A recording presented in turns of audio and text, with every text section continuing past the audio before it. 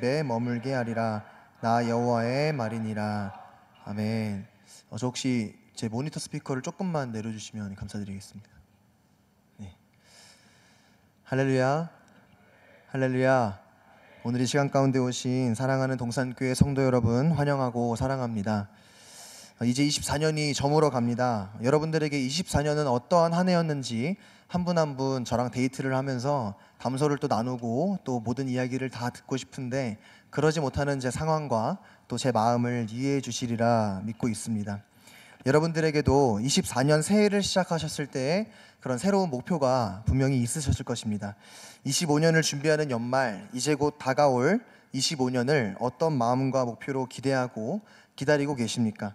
오늘 이 시간 하나님께서 주신 말씀을 통해 더욱 놀랍고 뜨거운 하나님의 사랑을 목도하시는, 그래서 날마다 예수의 이름으로 승리하며 나아갈 수 있는 25년이 되기를 간절한 마음을 담아 소망합니다.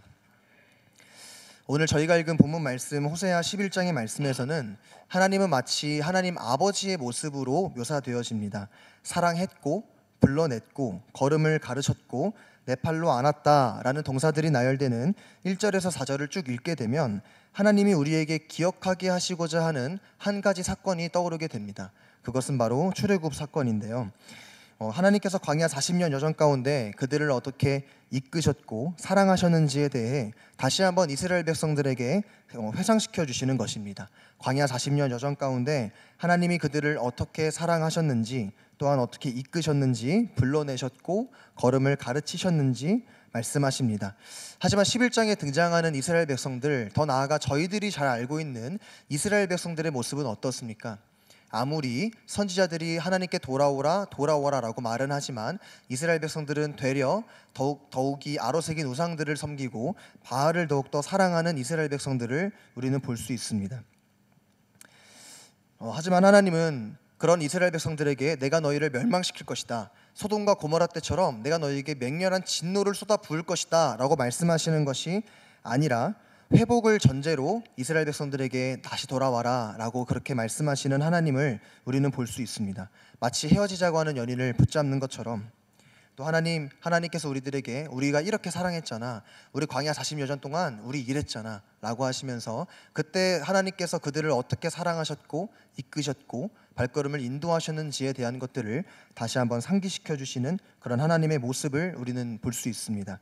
요한계시록에 등장하는 7교회에게 전하는 메시지 중 하나인 첫사랑을 회복하라 라는 말씀처럼 너희가 어디서부터 구원을 받은 존재인지를 잊지 말아라 라고 하는 것을 굉장히 강조하십니다.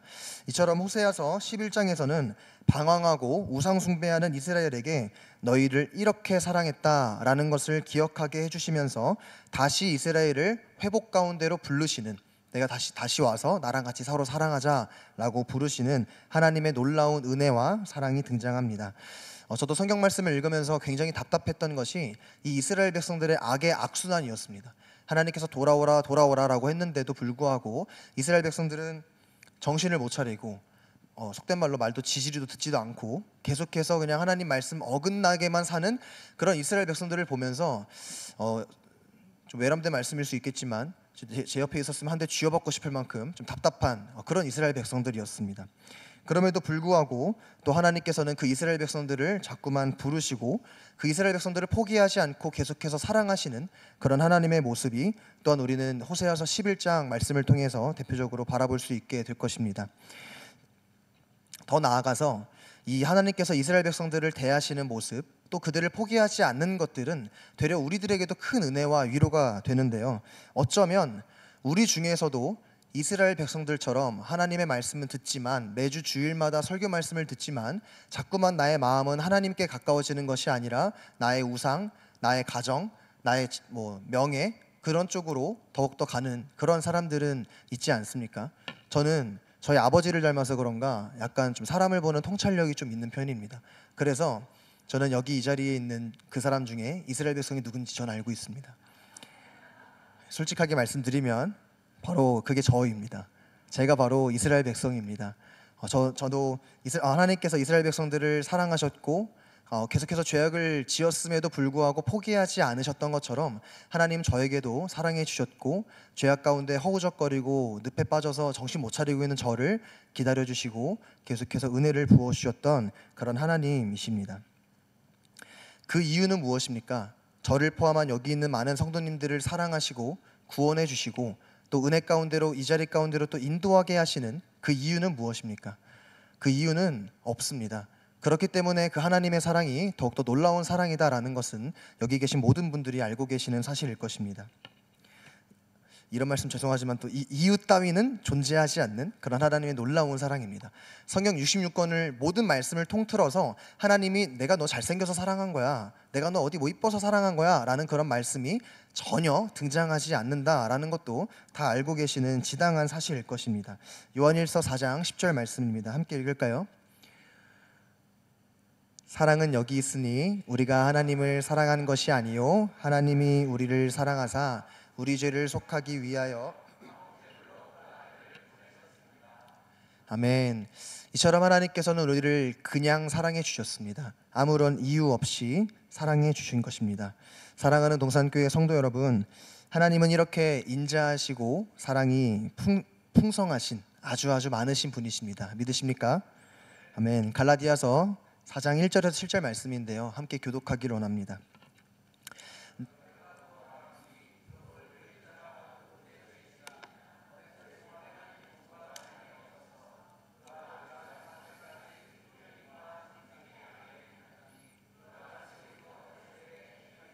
초등학문 아래에 있어서 종노릇 하였더니 때가 참에 하나님이 여자에게서 나게 하시고 나게 하신 것은 율법 아래에 있는 자들을 속량하시고 우리로 아들의 명분을 얻게 하려 하심이라. 너희가 아들임으로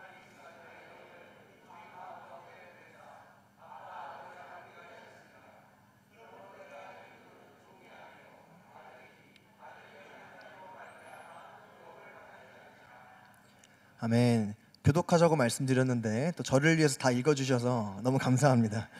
방금 저희가 읽었던 이 본문 말씀에서는 왜 우리를 자녀 삼아 주셨고 어두움 가운데로 불러내 주셨고 애굽에서 조건 없이 사랑하여 주셨는지에 대한 이유가 목적 진술된 이런 본문인데요, 로마 시대 때는 남자들이 전부 다 전쟁에 동원되었기 때문에 아들이 태어나면 굉장히 스파르타식으로 강인하게 훈련을 시킵니다. 저희가 잘 알고 있는 300이라는 영화 아시나요?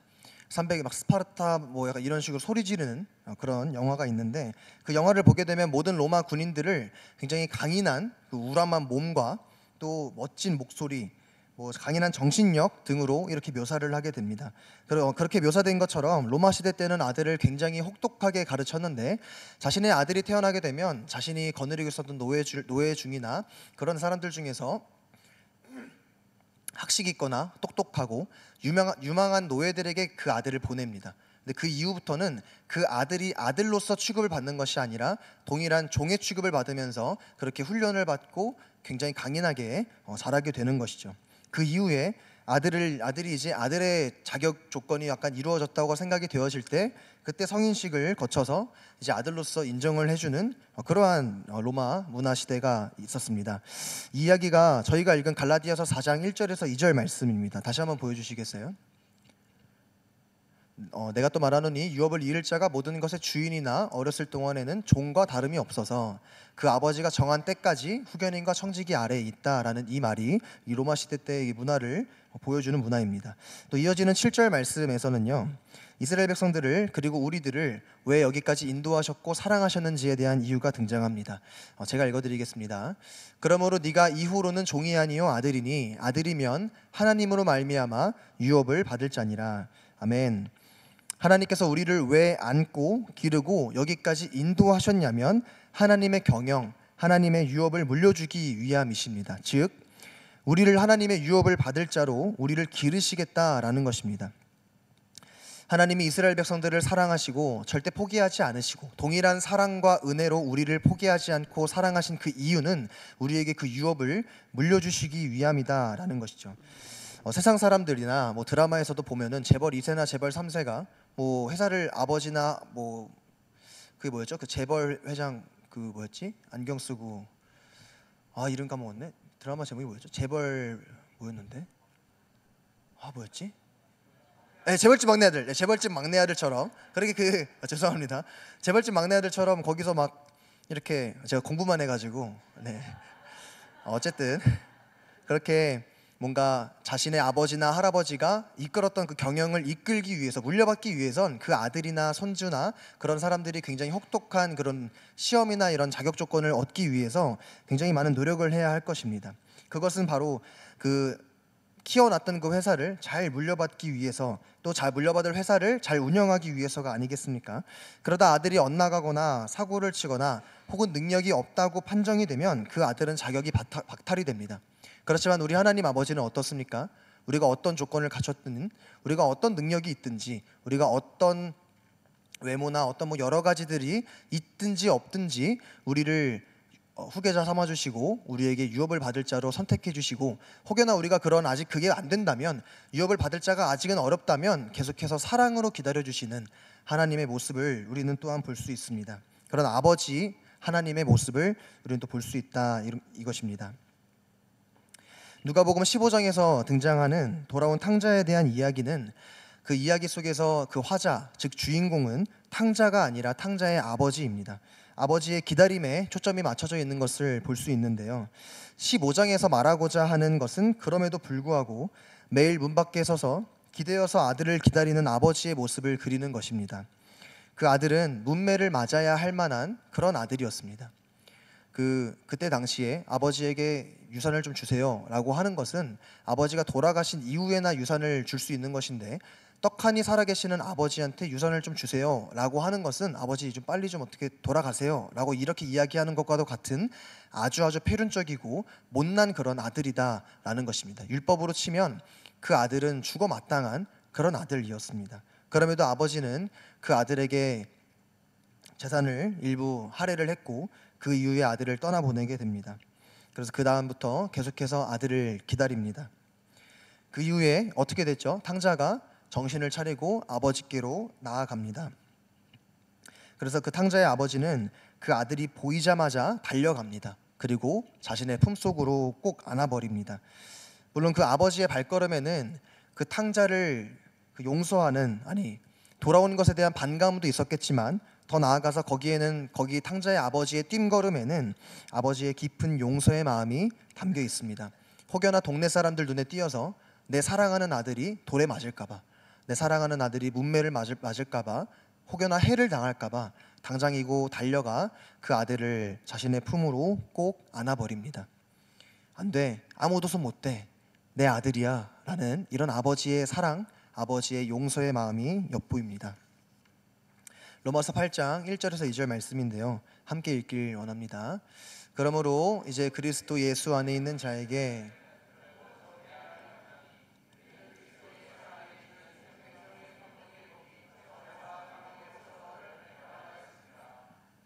아멘. 이처럼 탕부 하나님은 우리의 편이십니다. 언제나 우리의 편이십니다. 믿으십니까? 지금까지 제가 드렸던 말씀은 하나님 아버지의 기다림, 또한 기다림으로 인한 사랑으로 인한 기다림에 대한 이야기였습니다. 하나님은 우리가 어떤 모습이든지 어떤 조건을 가졌든지 우리를 사랑해 주시고 우리가 다시 하나님 앞으로 나아오기를 기다리고 계십니다.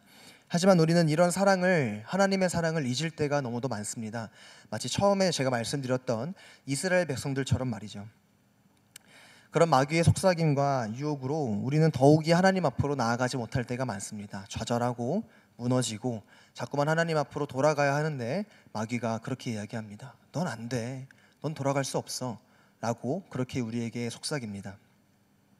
여기 또 그런 사람이 있습니다. 저는 또 알고 있습니다. 이제는 여러분들도 알고 계실 거라고 생각이 드는데요. 네, 바로 제가 또 그런 사람입니다. 또 저는 굉장히 무척이나 극단적인 성향을 가지고 있었습니다. 그래서 뭐 아니면 도였고, 그래서 지금은 그 극단적인 성향이 어디론가 사라졌는지 아니면 아예 그냥 하나님께서 없애주셨는지 어디 숨어 있는지는 잘 모르겠지만 지금은 굉장히 많이 괜찮아진 편입니다. 근데 제가 너무나도 극단적인 성향을 가지고 있던 터라서 어렸을 때부터, 유치원 때부터 아버지인 목사님을 보면서 와, 정말 멋있다, 이게 내 길이다 하고 유치원 때부터 그렇게 결정을 해가지고 제가 이제 목회자라는 꿈을 한 20년 동안 계속 제 마음속에 품고 있었습니다. 근데 그러다 보니까 이 목회자라는 직업을 가진, 또 목회자라는 직업을 꿈꾸는 사람은 굉장히 경건해야 된다라는 생각을 했습니다. 타 성도보다, 일반 성도보다 더욱더 경건하고 죄도 지으면 안 되고 그런 신실하고 주님 안에서 순결한 신부로서만 살아야 된다고 그런 착각을 했었던 적이 있습니다. 물론 그것도 굉장히 중요한 생각이지만 너무 그거에 매몰돼가지고 너무너무 저를 괴롭히고 힘들었던 적이 있었습니다. 그래서 저는 자살을 시도했습니다. 이런 말씀을 드리는 게 덕이 될지 안 될지는 모르겠지만 하나님께서 선한 의도로 사용하실 것을 믿습니다. 그래서 저는 숨만 쉬어도 죄를 짓는 제가 너무너무 혐오스러웠습니다. 나 같은 사람이 내가 무슨 신학생인가, 내가 무슨 전도사인가 라는 이런 생각에 너무나도 휘둘려서 차라리 죽는 게 낫겠다라는 생각으로 결국에는 목을 메고 자살을 시도했던 적이 있습니다. 세상과 맞서 싸우고 또 죄를 이겨서 모조리 부수고 싶은데, 내 안에 있는 죄성들, 내 안에 있는 죄들을 다 없애버리고 싶은데 자꾸만 죄악의 구렁텅이에 빠지고 늪과 같이 계속해서 헤어나오지 못하는 저를 보면서 너무나도 제가 혐오스럽고 정말 죽기까지도 저를 너무나도 미워했던 적이 있습니다. 너무 자세한 얘기를 하면 또 저기 위에 계시는 공주님들이 조금 듣고 계시기 때문에 조금 이제 간략하게 말씀을 드리도록 하겠습니다. 또 막상 또 시도하니까 너무너무 두렵더라고요. 그래서 그냥 그렇게 그 상태로 주저앉아서 펑펑 울었습니다. 한참을 계속해서 울고 정신을 좀 차리고 나서 하나님께 이런 기도를 드렸습니다. 하나님, 저 정말 멋지게 살고 싶어요. 하나님의 멋지고 하나님의 자랑스러운 자녀로 살고 싶은데 하나님, 그게 잘 안 돼요. 내가 정말 죄를 이기고 멋지게 다윗처럼 하나님 마음에 합한 사람으로 살고 싶은데 너무나도 그게 잘 안 돼요. 그래서 죽고 싶어요. 하나님, 제발 저 좀 데려가 주세요 라고 이렇게 기도를 드린 적이 있습니다. 그렇게 한참을 울고 목에 건 허리띠를 풀었습니다. 그리고 몇 날 며칠이 지나 기도하고 있던 저에게 하나님께서 저를 만나 주셨습니다. 죄악 덩어리인 이스라엘 백성과도 같던 저에게, 삶의 이유를 찾을 수 없었던 저에게 이렇게 딱 한마디 해주셨습니다. 동수야, 내가 너를 사랑한다 라고 말씀해 주셨습니다. 그 말을 듣자마자 더 울면서 하나님께 질문했습니다. 하나님, 나 같은 사람을 왜 사랑하세요? 나 같은 죄악 덩어리고 내가 하나님 사랑한다는데 하나님 계속해서 죄악으로 넘어지는 나를 왜 사랑하세요? 라고 다시 질문을 드렸더니 또 마음 가운데 하나님께서 주시는 마음이 너니까 사랑하는 거야 라고 이런 말씀을 저한테 해주셨습니다. 그럼에도 불구하고 저를 사랑하여 주신다는 그 하나님의 사랑, 그리고 하나님의 아버지의 기다림의 마음을 조금이나마 알게 되었습니다.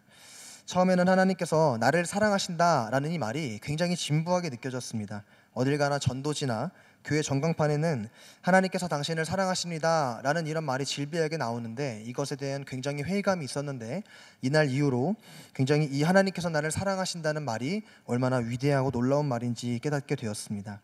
그 이후 저는 삶의 이유를 되찾게 되었습니다. 그때 이후로부터 저는 뭐 죄를 지었으면 더 지었지 막 의인이 되거나 거룩해지진 않았습니다. 한 가지 달라진 것은 나를 사랑하신 하나님께서 내 안에 살아 숨쉬고 계신다는 것, 더 나아가 내가 죄악 가운데 싸우며 나아갈 때 내가 싸우는 것이 아니라 하나님께서 나를 대신하여 싸우신다는 그런 믿음이 생겼다라는 것입니다. 사랑하는 도산교회 성도 여러분, 혹여나 저처럼 생각하시는 분이 있으십니까? 극단적인 생각까지는 아니더라도 죄악 속에서 신음하시면서 계시는 분이 계십니까? 저보다 더 뛰어난 분들밖에 없으셔서 그러진 않으실 것 같지만 혹여나 있으시다면 하나님의 사랑을 꼭 기억해 주시기를 소망합니다. 하나님이 우리를 사랑하십니다. 죄악뿐인 우리를 사랑하십니다. 호세아 11장 4절 말씀에서도 죄악뿐인 우리를 절대 포기하지 않는 하나님이 드러납니다. 함께 읽을까요? 내가 사람의 줄, 곧 사랑의 줄로 그들을 이끌었고 그들에게 대하여 그 목에서 멍에를 벗기는 자 같이 되었으며 그들 앞에 먹을 것을 두었노라. 여기 계신 권사님들은 좀 아실 수 있겠지만 저희 어머니 시대 때 뭐 마루가 있고 뭐 그랬던 시대 때 어머니가 집안일을 하기 위해서 아이를 마루 기둥에 묶어서 마당에 떨어지지 않을 수 있게 기저귀 줄로 묶었다는 그런 이야기가 있었습니다. 이것처럼 유대인의 어머니들도 동일했습니다. 엄마의 허리랑 또 아기의 허리에 고무줄 같은 줄을 묶어서 그 아이가 엄마를 떠나지 못하도록 그 줄을 묶는 것을 바로 사랑줄, 사람줄이라고 합니다. 이처럼 하나님은 사랑줄로 우리를 묶어두셨다고 말씀하십니다. 이처럼 하나님은 우리를 절대 포기하지 않으십니다. 우리가 아무리 하나님을 벗어나려고 발버둥치고 죄악을 짓고 막 한다 하더라도 결국엔 우리는 하나님 안으로 다시 돌아올 것입니다. 하나님께서 우리를 절대로 포기하지 않으실 것이기 때문입니다. 이어지는 호세아서 11장 8절 말씀인데요. 이런 말씀드리기 굉장히 외람되고 신뢰가 되지만 혹여나 좀 용서해 주신다면 제가 한번 표현을 좀 구수하게 한번 해보고 싶은데 한번 그렇게 해봐도 괜찮을까요? 이 호세아서 11장 8절 말씀은 정말로 저의 마음을 환장하게 만드는 그런 말씀입니다. 이 환장할 만한 말씀 같이 한번 읽어보도록 하겠습니다. 에브라임이여 내가 어찌 너를 놓겠느냐, 이스라엘이여 내가 어찌 너를 버리겠느냐, 내가 어찌 너를 아드마같이 놓겠느냐, 어찌 너를 스보임같이 두겠느냐. 내 마음이 내 속에서 돌이키어 나의 긍휼이 온전히 불붙듯 하도다. 아멘. 정말 기가 막히지 않습니까? 하나님께서는 절대 우리를 포기하지 않을 것이고 그 우리를 향한 사랑이 불붙듯 뜨거운 사랑이다 라고 말씀하십니다. 정말 로맨티스트 하나님이신 것 같은데요. 이어지는 9절 말씀도 이건 제가 읽어드리도록 하겠습니다. 내가 나의 맹렬한 진노를 나타내지 아니하며 내가 다시는 에브라임을 멸하지 아니하리니 이는 내가 하나님이요 사람이 아님이라. 내 가운데 있는 거룩한 이니 진노함으로 내게 임하지 아니하리라. 아멘. 8절에서 등장하는 아드마와 스보임은 소돔과 고모라 멸망 때 함께 멸망했던 도시들의 이름입니다. 하지만 하나님은 계속해서 죄악으로 돌아가려고 하는 이스라엘 백성들에게 그런 맹렬한 진노를 나타내지 않을 것이라고 말씀하시면서 그 이어서 무엇을 말씀하십니까? 내가 사람이 아니요 하나님이기 때문이다 라는 것입니다. 이는 전지전능하신 하나님께서 우리를 위해서 모든 것들을 다 책임져 주신다는 그러한 말과 같습니다. 창세기 15장에서는 하나님과 아브라함의 언약이 체결되는 내용이 등장합니다. 이때서도 굉장히 또 하나님께서 로맨티스트의 모습을 보여주시는데요.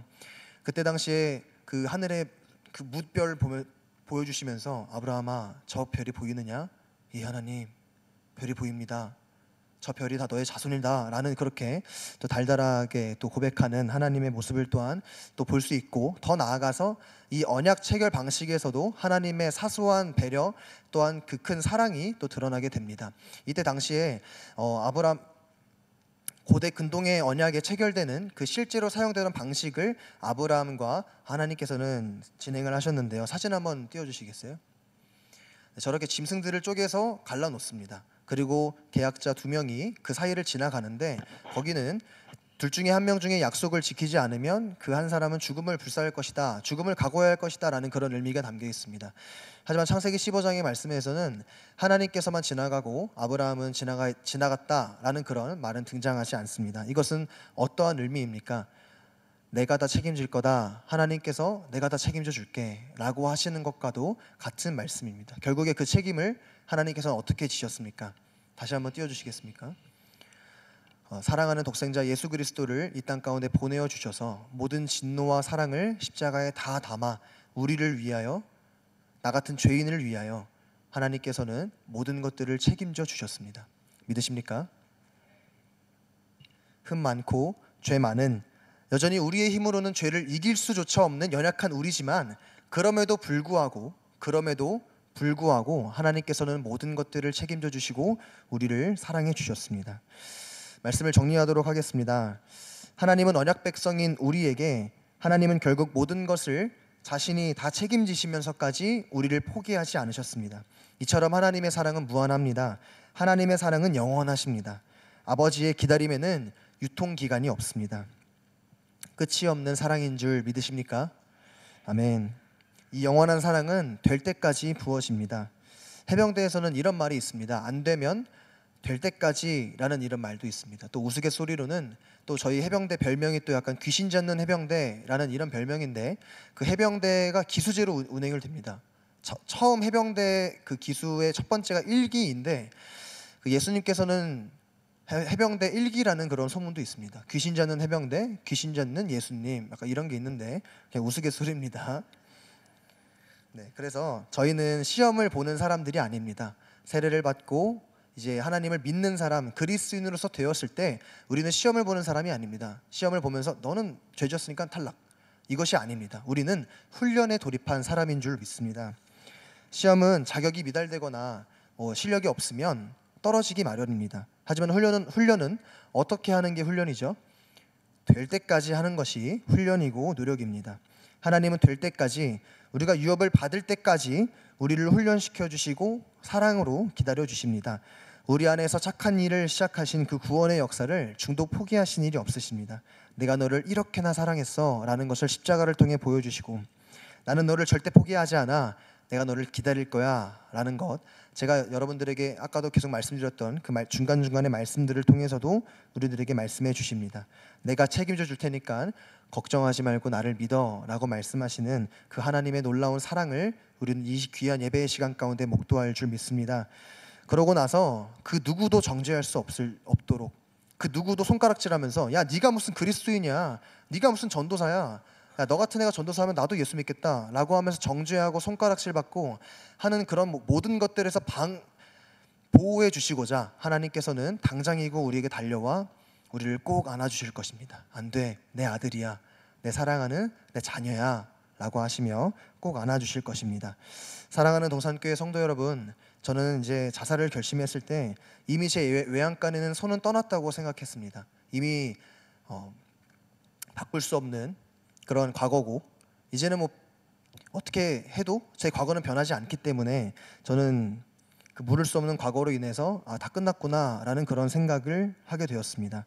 소 잃고 외양간 고친다는 이 말이 저한테는 굉장히 용납될 수 없는 말이었는데, 이제는 그 마귀에게 속았던 썩어 빠진 생각 따위는 하지 않습니다. 그 마귀놈들은 하나님 앞에서는 찍소리도 못하기 때문입니다. 믿으십니까? 사랑하는 동산교회 성도 여러분, 소 잃고 외양간 고치기라도 좋으니 나를 사랑하시는, 또 나를 기다리시는 하나님 아버지께로 나아오는 이 시간이 되기를, 더 나아가 25년이 되기를 다시 한번 간절한 마음을 담아 소망합니다. 소 잃고 외양간 고치기라도 좋으니 부디 사랑하는 하나님의 기다림과 사랑을 기억해 주시기를 소망합니다. 탕자처럼 누추하고 더럽더라도 괜찮습니다. 지금 예배를 드리러 온 그 전에도 누구랑 싸웠든 누가 뭐 죄를 짓고 왔더라도 상관하지 않습니다. 그 누구 하나님께서는 그렇게 우리가 더럽고 누추한 상태로 왔을 때 하나님께서 우리를 어떻게 하시겠습니까? 우리를 내치시겠습니까? 절대 우리 하나님은 그러지 않으십니다. 그 누구도 해하지 못하도록 꼭 안아주실 것이며, 너무 잘 왔어, 내가 널 기다리고 있었어 라고 말씀하여 주실 것입니다. 새롭게 시작되는 25년, 24년에 많은 소를 잃었더라도 상관하지 않습니다.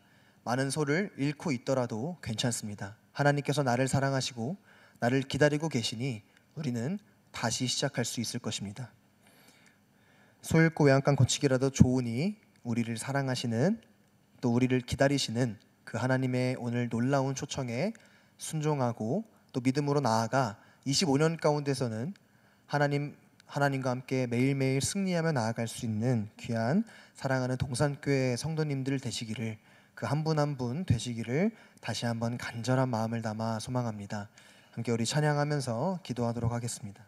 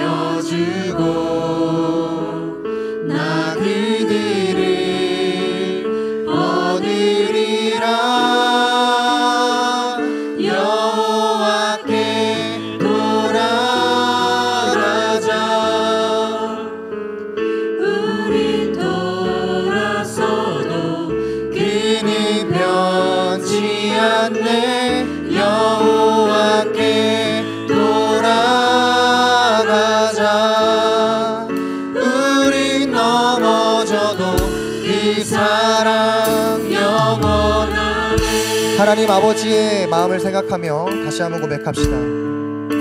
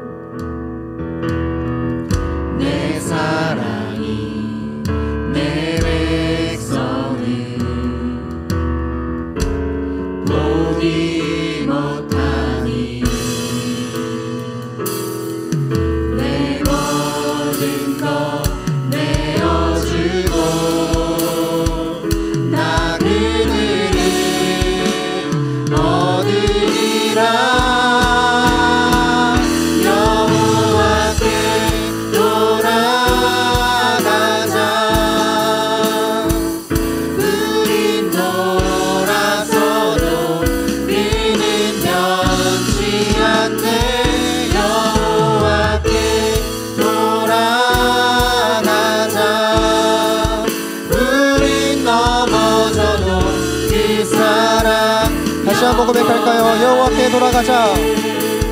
여호와께 돌아가자. 우린 돌아서도 그는 변치 않네. 여호와께 돌아가자. 우린 넘어져도 그 사랑. 마지막으로 고백하겠습니다. 여호와께 돌아가자. 여호와께 돌아가자. 우린 돌아서도 그는 변치 않네. 여호와께 돌아가자. 우린 넘어져도 그 사랑 영원하네. 하나님께서 우리를 사랑하십니다. 믿으십니까? 아멘. 하나님께서 나를 사랑하십니다. 믿으십니까? 아멘. 하나님께서 나를 사랑하시니 다시 시작할 수 있습니다. 우리가 다시 시작되는 25년 가운데 하나님 새롭게 시작되는 25년 가운데 날마다 승리하게 하여 주시옵소서. 아멘. 날마다 말씀 가운데로 승리하게 하여 하나님 소잃고 외양간 고치기라도 좋으니 하나님의 말씀을 붙잡고 나아가게 하여 주시옵소서. 아멘. 하나님의 말씀만을 믿고 다시 한번 우리 하나님만을 의지하며 나아가게 해달라고 같이 한번 주여 한번 외치고 기도하며 나아갑시다. 주여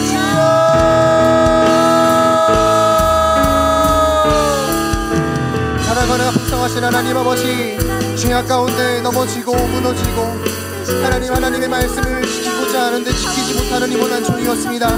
하나님 지금도 저는 넘어지고 하나님 계속해서 죄악 가운데 신음하고 있으니 하나님 아버지 부디 이모난 종의 마음